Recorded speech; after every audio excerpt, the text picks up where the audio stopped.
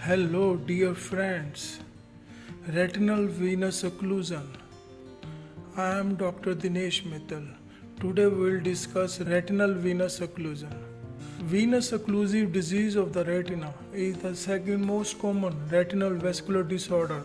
This is behind diabetic retinopathy only. This is caused by external compression of the vein by an atherosclerotic artery, intraluminal thrombosis or inflammation of the vein. Affects patients 50 years of age or older. These are classified according to whether the center retinal vein or its one of its branches are obstructed, are of two types, CRVO and BRVO.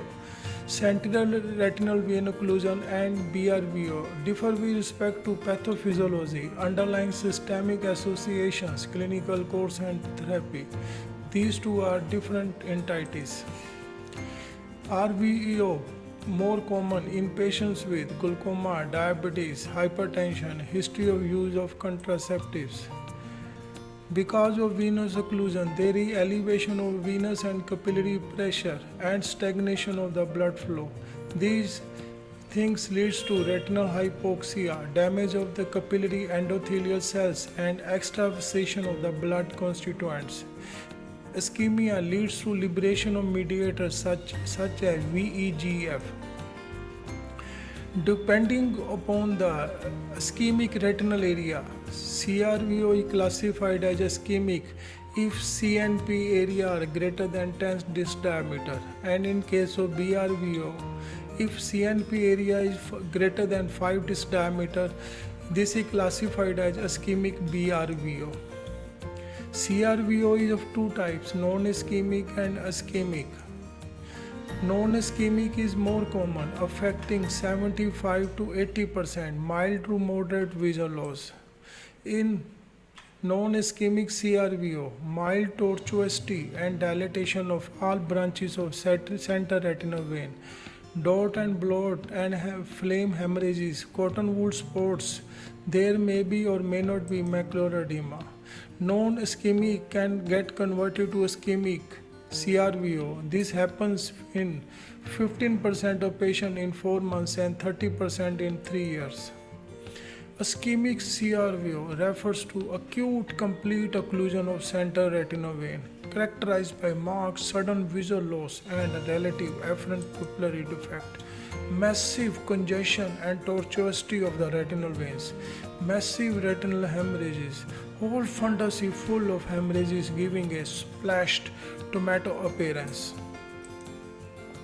Disc show edema, macular area is full of hemorrhages and edema. There may be breakthrough vitreous hemorrhages and late complications are neovascularization of the disc and angle. Marked macular edema is also associated.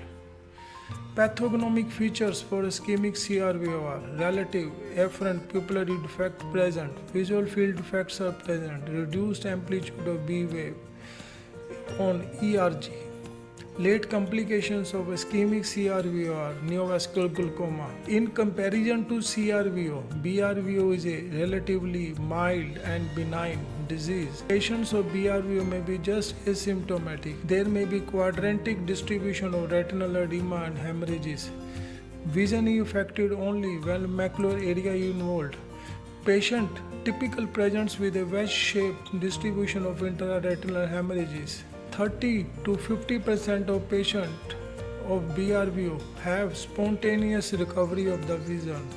So, observation in these cases can be considered. Systemic evaluation in all the patients of venous occlusion is a must.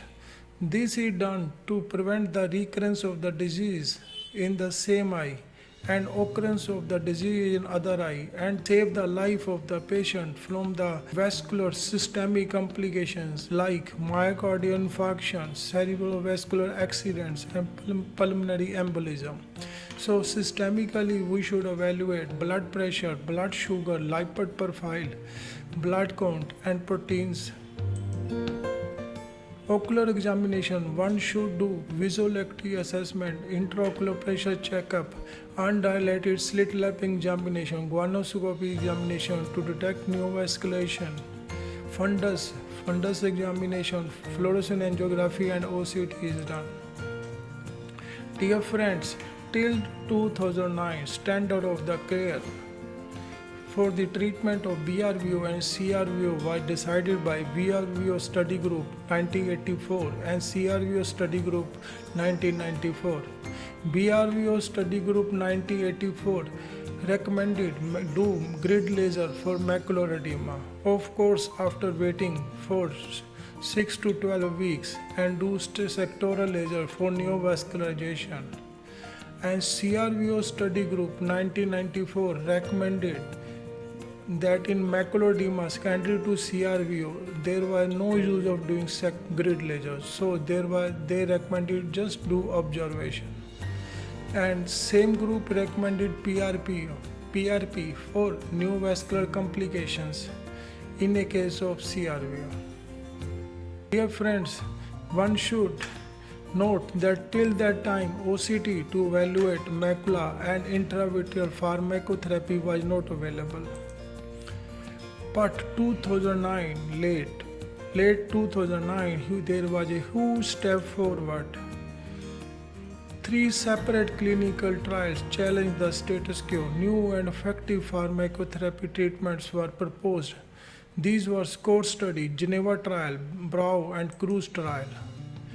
SCORE study, BRVO arm, confirmed the superior safety profile of laser macular grid over intravitreal triamcinolone in macular edema. But CRVO, their finding was very important. They supported the use of intravitreal triamcinolone over observation in macular edema.